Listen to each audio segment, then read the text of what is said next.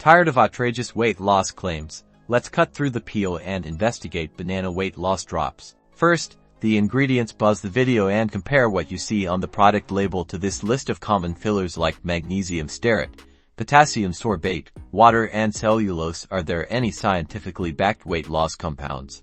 Next, the science. Actual bananas are good for you. Their fiber promotes fullness, but does concentrated banana extract in these drops offer similar benefits?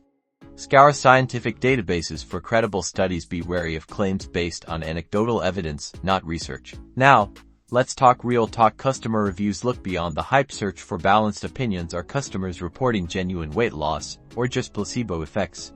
Red flags include overly enthusiastic reviews or complaints about side effects. Finally, the risks. Dietary supplements aren't strictly regulated. These drops could interact with medications or existing health conditions. Always consult your doctor before trying any new supplement. If you feel unwell after taking it, stop immediately. So, are banana weight loss drops a legitimate aid or a scam?